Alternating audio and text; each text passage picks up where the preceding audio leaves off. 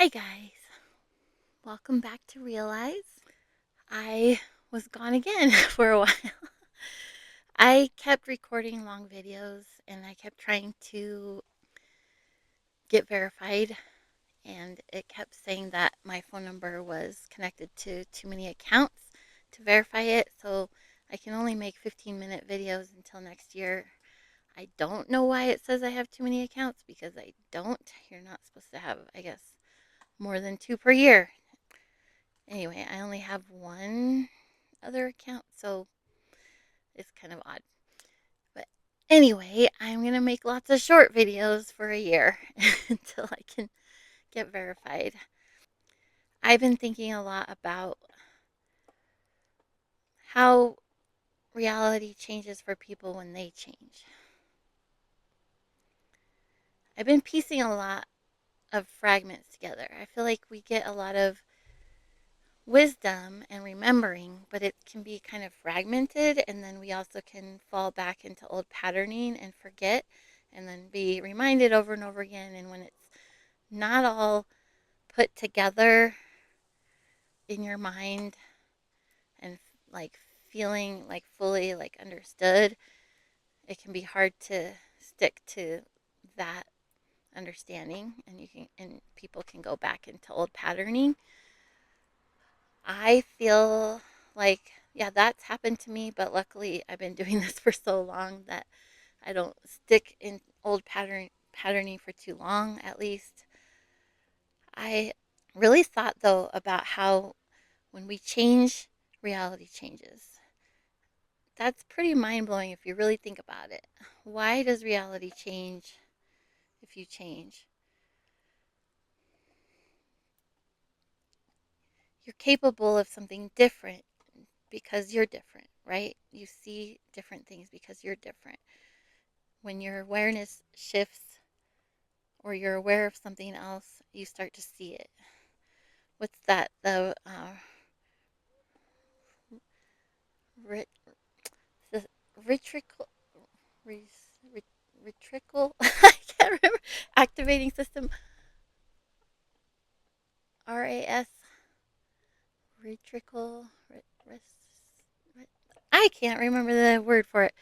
I'm going to have to look that up. But when you start to think about something, or there's something you're looking for, or you buy a car, you start seeing it all of a sudden more frequently, or that color, or re- reciprocal. No, that's reciprocal. Ret- I will look this up. Anyway, RAS is the acronym for it. So we we all experience actually a different reality. Every single one of us experiences a different reality depending on what we're aware of, and everything is experienced internally. And what I've come to think about is how so many say that you can't always put logic to it. It's not something that we can understand. And I disagree with that. I think that we there are logical explanations for how reality works based on the actual real, like, deep understanding of everything being experienced within, not as just like a spiritual saying that everything is experienced within and then reflected out, but actually literally too, because then it helps people grasp this logically.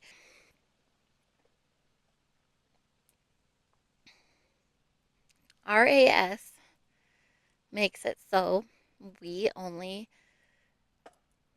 see what we're aware of and what we're focusing on and putting our attention on and caring about. The more you're aware of, the more you're going to see. Our eyes do send signals to the brain, and then our brain interprets it. So we're not actually seeing anything out there. We're seeing from in our brain. Like, we're when we touch something, there's space between everything. You don't directly touch anything. Everything is interpreted within. When you start to think deeply about that, you realize that everyone is having their own experience. And we have no way of knowing what everyone is experiencing, or have no way of knowing who's right and wrong. If you really think about it, everyone is right in their own experience.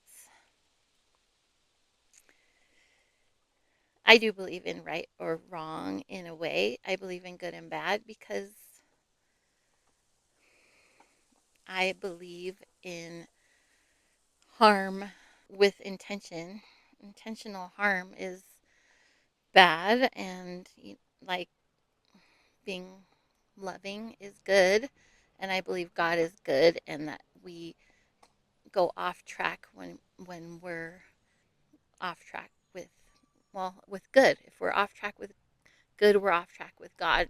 God to me is just, it's just another word for the energy that is source, that is all things. And I think it is an intelligence, and it's loving. And I think that we get energy behind us when we're on track. And it's not that when you're off track, God hates you or something. It's that your frequency can't connect to that energy, because that energy is loving. It's a loving source of energy. So when you're off track from good, you get less energy, and then you try to pull from others. You try to take energy from, take you. It's not, people aren't aware of doing this usually, but there are some that probably are. But mostly people are living in states of survival and fear that they've been taught, and they can do harm without the actual intention of harm, or sometimes the intention of it, but somewhat innocent still, because they're just figuring it out at different levels and frequencies and survival, and don't know that there's more energy when you are in a frequency of love, because you're connected more to source. But the more aware you are, the more you see, because of RAS. So there's a real logical uh, phenomena. We are taking in information that we're aware of. And when you change your awareness or become more aware of more things, you're going to see more of that. So when they say there's the reality law, I guess you would say, of what we focus on grows, and what resists persists, and energy flows where attention goes. All of those are energetic laws of reality. And those energetic laws are always there. They won't go anywhere. They're not going away. So those energetic laws are true, that what we focus on grows. But it's also like a personal reality. I mean, if everyone is focusing on it, then it grows a lot collectively. But everyone has a personal reality too, and then your personal reality does reverberate out, because we are not separate, but we're experiencing the illusion of separation in this physical experience. And it's actually for fun. We're experiencing physicality. We are multidimensional beings having a physical experience as a reality option. We don't ever end. We're going to continue. When this physical experience dies, we're still going. We're going to have another experience. Some say we still have a physical body. I'm in that it's different and seems more alive. I'm not sure. I haven't had an out of body experience to that degree. I guess I've had the astral dreams where I feel in control and can, fly and do all kinds of cool stuff, but I haven't had a near death experience. A lot of people say that it feels physical still, but you can fly and you can go through walls and all these things, but it still feels physical and maybe even more physical, but less separate. So we're experiencing this though. Maybe we bring this experience, things that we like about it, with us. Who knows? I mean, I like to think a lot about this stuff, obviously, as I go way into lots of details, just playing around with ideas. But I also think we also create out of what comes to us. I'm going all over the place in this message, and I'm really sorry, but um, we're all unique expressions, and whatever pops in our mind as a possibility, and if we like it, then we're creating that. It's on purpose. Whatever desires we have, if they're real, true desires, and not just, you're not just copying because, what someone says is great. It's actually your true desire. That is God's desire. You are God. We're God, like embodied. Like we all are. We're all little sparks of God. We are all, there's no separation. Source, God, whatever you want to call it, but there's no separation and we're not separate.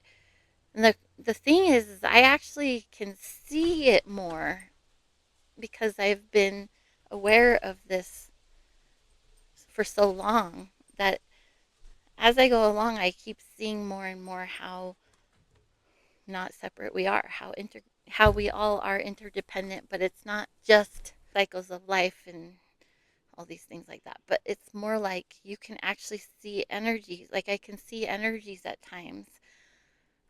I can feel them and see them, and in different states of mind, especially like, like when I'm going to bed or between awake and asleep or got up in the morning. Sometimes I can see energies. I can see, a lot of times I can see really intricate energies, like patterns shifting and changing. It's incredible, and I just thank for it. It's just so beautiful.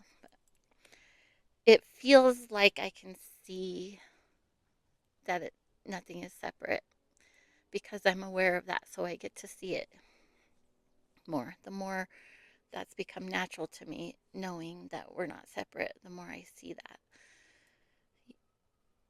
When somebody is seeing things that they say are hallucinations, they say are not there, those are not necessarily not there. That's that person's experience.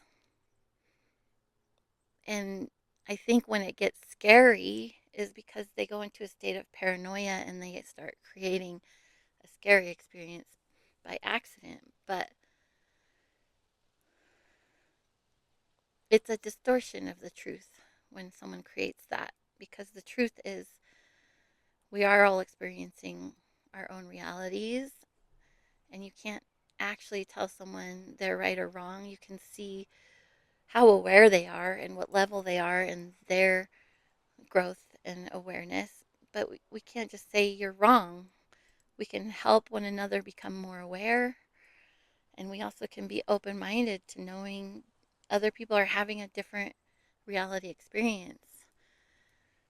And knowing we're all one, eventually that will actually heal everything, because we can't war anymore. Hello. So I had to split my video in two because I accidentally made it too long of a video as usual, since I am only able to upload 15-minute videos so far. So this is my outro for the first video, and then I'll have an intro on my part two. And so I just wanted to say thank you for being here. Like and subscribe if you like my video and if you want to subscribe to my channel. And I really love and appreciate you all for being here. You guys have a wonderful day, and Again, I love you. Bye.